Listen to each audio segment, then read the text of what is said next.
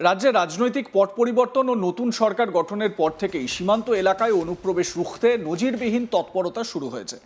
রাজ্যে বসবাসকারী অবৈধ অনুপ্রবেশকারীদের চিহ্নিত করে অবিলম্বে বাংলাদেশে ফেরত পাঠানোর তোড়জোড় শুরু করে দিয়েছে শুভেন্দু অধিকারীর সরকার। মুখ্যমন্ত্রীর এই সংক্রান্ত ঘোষণার পর থেকেই উত্তর চব্বিশ পরগনার স্বরূপনগর থানা এলাকায় হাকিমপুর চেকপোস্ট সংলগ্ন সীমান্তে এক অভূতপূর্ব পরিস্থিতির সৃষ্টি হয়েছে। আইনি জটিলতা ও প্রশাসনিক কড়া ব্যবস্থা থেকে বাঁচতে গত কয়েকদিন ধরে শয়ে শয়ে বাংলাদেশি অনুপ্রবেশকারী ভারতীয় সীমান্তরক্ষী বাহিনীর কাছে এসে আত্মসমর্পণ করতে শুরু করেছেন। গত মঙ্গলবার থেকেই হাকিমপুর সীমান্তে বাংলাদেশি অবৈধ অনুপ্রবেশকারীদের ভিড় দেখা যাচ্ছে। স্বরূপনগরের বিথারি হাকিমপুর সীমান্তে বৃহস্পতিবারও ভিড় জমান শতাধিক বাংলাদেশি নাগরিক। গত কয়েকদিনে সীমান্ত এলাকায় প্রায় 350 বাংলাদেশির উপস্থিতির খবর মিলেছে। তাদের মধ্যে প্রায় 250 জনকে স্বরূপনগর ও বাদুড়িয়ার বিভিন্ন হোল্ডিং সেন্টারে রাখা হয়েছে বলে প্রশাসন সূত্রে খবর। জেলা প্রশাসন ও বিএসএফ সূত্রের দাবি, এই বাংলাদেশিদের পরিচয় ও নথিপত্র খতিয়ে দেখা হচ্ছে। অনেক ক্ষেত্রেই বাংলাদেশে এক নাম এবং ভারতে অন্য নামে থাকার অভিযোগ উঠে এসেছে। কারো কাছে পর্যাপ্ত নথি নেই, আবার কেউ দীর্ঘদিন ধরে ভুয়ো পরিচয়ে এদেশে বসবাস করছেন বলে অভিযোগ। প্রশাসনের দাবি, এদের মধ্যে কেউ 2 বছর, কেউ 5 বছর, কেউ আবার 1 দশক আগে দালালের মাধ্যমে জলপথ বা স্থলপথে সীমান্ত পেরিয়ে ভারতে ঢুকেছিলেন। অভিযোগ, এদেশে এসে তারা বিভিন্ন সরকারি প্রকল্পের সুবিধাও নিয়েছেন, যা সম্পূর্ণ বেআইনি বলে দাবি প্রশাসনের একাংশের। এই আবহেই মুখ্যমন্ত্রীর কড়া হুঁশিয়ারি, জলদি জলদি ভাগো, না হলে এই সরকার যা করার করবে। আর তারপরই ভয়, বাংলাদেশি অনুপ্রবেশকারীরা পিলপিল করে পশ্চিমবঙ্গ থেকে বাংলাদেশে পালাতে সীমান্তে ভিড় করছে। এই পরিস্থিতি আজ তাক বাংলার প্রতিনিধি সরেজমিনে খতিয়ে দেখতে পৌঁছে গিয়েছিলেন উত্তর চব্বিশ পরগনার তেঁতুলিয়ার পথের সাথী বিল্ডিংয়ে, যা মমতা সরকারের সময় শুরু হওয়া রেস্টুরেন্ট কাম হোটেল। বর্তমানে এখানেই 100-র বেশি অবৈধ বাংলাদেশি অনুপ্রবেশকারীকে রাখা হয়েছে।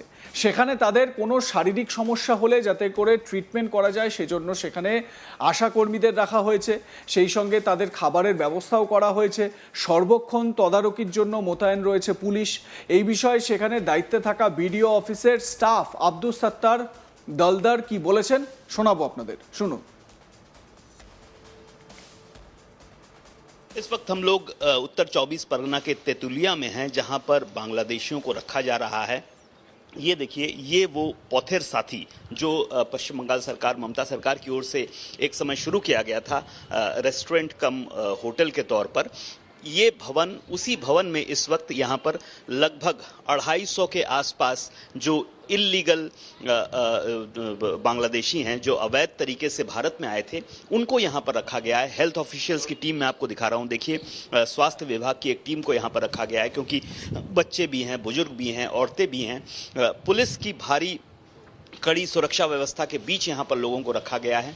इनके खाने पीने का इंतजाम भी किया जा रहा है। और हकीमपुर जो बॉर्डर है, यहाँ से ज़्यादा दूर नहीं है, वहाँ पर जब एकत्रित हो रहे हैं जो बांग्लादेश जाने के लिए जो बांग्लादेशी, उनको ही यहाँ बेसिकली लाया जा रहा है और यहाँ पर रखा जा रहा है। हम यहाँ पर हमारे साथ होटल, इस पौथेर साथी के जो एक स्टाफ हैं, जो बीडीओ की तरफ से आयोजित किया गया है, उनसे हम बात करेंगे। आपका नाम बताइए। अब्दुल सत्तार दलदार। हाँ, ये पूरा अरेंजमेंट क्या बीडीओ की ओर से?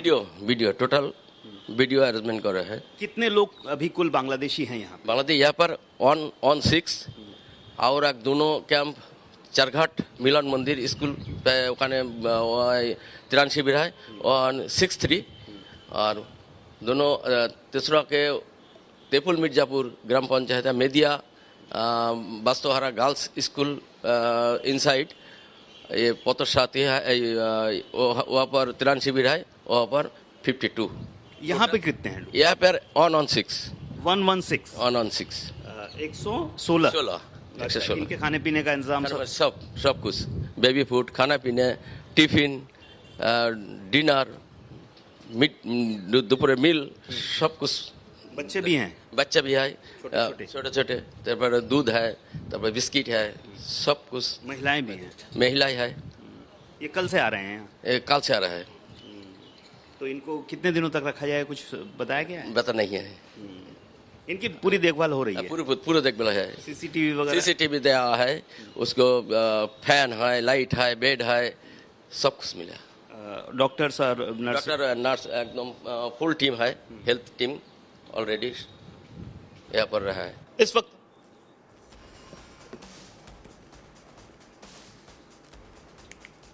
তেঁতুলিয়ার পথের সাথে বিল্ডিংয়ে বহু বাংলাদেশিকে রাখা হয়েছে। এখানে 116 জন অবৈধ বাংলাদেশি অনুপ্রবেশকারী রয়েছে। প্রত্যেকের জন্য খাবার, বেবি ফুডের, দুধের ব্যবস্থা রয়েছে। এখানে প্রচুর মহিলা, বাচ্চা রয়েছে, সিসিটিভির ব্যবস্থা রয়েছে, তাদের দেখভালের জন্য লোক রয়েছে। আমার সহকর্মী অনুপম মিশ্র কি তুলে ধরেছেন ওই পথের সাথী বিল্ডিংয়ে যেখানে এই হোল্ডিং সেন্টার করা হয়েছে, দেখুন। ये वीडियो दफ्तर के स्टाफ हैं जो बता रहे हैं कि भीतर में लगभग 116 लोग यहाँ पर इस वक्त हैं, क्योंकि धीरे धीरे इनको यहाँ पर लाया जा रहा है और कल से ये लाने की प्रक्रिया शुरू हो रही है, क्योंकि हाकिमपुर बॉर्डर पे लोग एकत्रित हो रहे हैं, तो यहाँ पर उनको लाके फिलहाल रखा जा रहा है। हेल्थ ऑफिशियल्स की टीम आपको मैं दिखाऊंगा, ये देखिए हेल्थ ऑफिशियल्स की टीम, क्योंकि छोटे छोटे बच्चे भी हैं, महिलाएं भी हैं, और यहाँ पर देखिए पानी का भी इंतज़ाम किया गया है, पंखा, फैन, सारी सुविधाएं यहाँ पर दी गई हैं। जो भी बांग्लादेशी, अवैध बांग्लादेशी जो बांग्लादेश जाने के लिए बांग्लादेश बॉर्डर पर एकत्रित हो रहे हैं, उनको फिलहाल यहाँ लाकर रखा गया है और धीरे धीरे उनको जैसा कि पहले भी हुआ है पुशबैक किया जाएगा, बांग्लादेश की ओर भेजा जाएगा।